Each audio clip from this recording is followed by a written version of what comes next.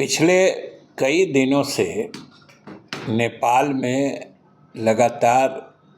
बहुत अधिक बारिश हो रही थी और सभी जानते हैं कि नेपाल का जो हम लोगों का जुड़ा हुआ इलाका है, ख़ास तौर से जो गंडक से लेके बागमती से लेके कोसी तक उसका जल अधिग्रहण क्षेत्र नेपाल में पड़ता है और उसमें अगर बहुत अधिक बारिश होती है तो स्वाभाविक रूप से जलस्राव काफ़ी बढ़ जाता है। और इस बार जो पिछले 3-4 दिनों में जो जलस्राव की मात्रा बढ़ी, ये समझिए कि लगभग 15-20 वर्षों का रिकॉर्ड था एक तरह से, क्योंकि अभी जो कल तक गंडक में 4,40,000 क्यूसेक का डिस्चार्ज आ गया। ये समझिए पिछले कई वर्षों में, ये 2004 के बाद से इतना पानी कभी नहीं आया था। तो स्वाभाविक रूप से जब इतना वॉल्यूम में पानी आता है तो हमारे तटबंधों पर दबाव बढ़ता है और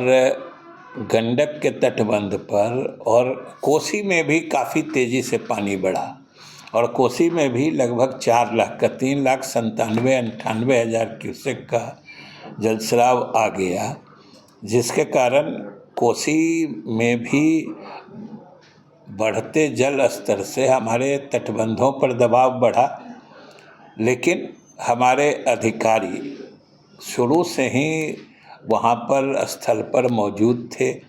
अपने तटबंध की लगातार निगरानी कर रहे थे और जो भी बाढ़ संघर्षात्मक कार्य के लिए आवश्यक सामग्री है वो हम लोगों ने समय रहते, जो भी आक्राम्य स्थल हैं जिसको हम लोग वल्नरेबल स्पॉट्स कहते हैं, वहाँ पे हम लोगों ने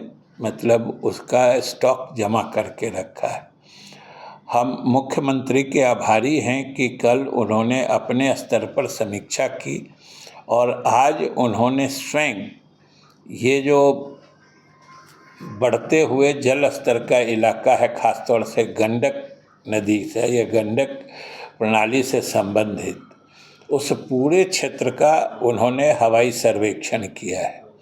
और इस तरीके से पटना से चल के सारण, गोपालगंज, पूर्वी चंपारण, पश्चिमी चंपारण, इसके हर क्षेत्र को हम लोग देखते गए।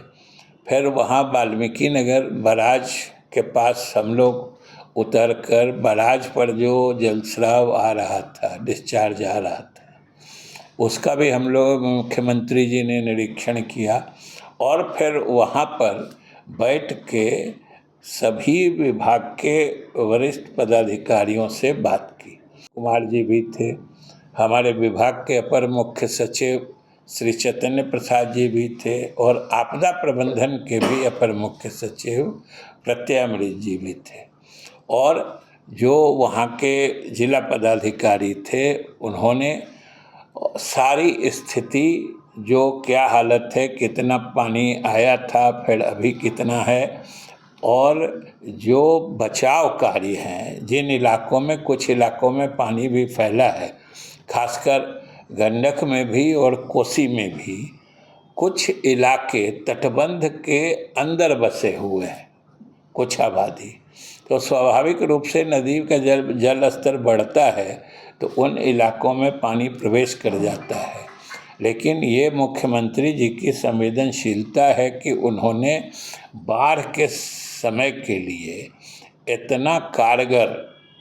एसओपी, जो मानक प्रक्रिया,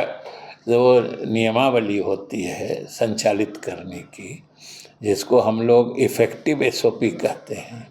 उन्होंने बना दिया है कि तत्काल जिला पदाधिकारी उसमें सक्रिय हो जाते हैं और पीड़ित परिवारों या पीड़ित आबादी को सहाय कार्य या सहाय सामग्री उपलब्ध करा देते हैं। आज भी हम लोग गए हवाई सर्वेक्षण में, कुछ गांव दिख रहे थे जिसके अंदर जब पानी बढ़ा है तो वो फैला है, और मुख्यमंत्री जी ने स्वयं इस संबंध में आवश्यक निर्देश जारी किए हैं। हालांकि कल शाम के बाद से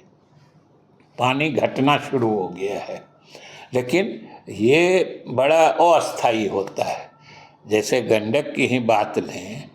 तो इसका डिस्चार्ज 4,40,000 क्यूसेक तक गया था।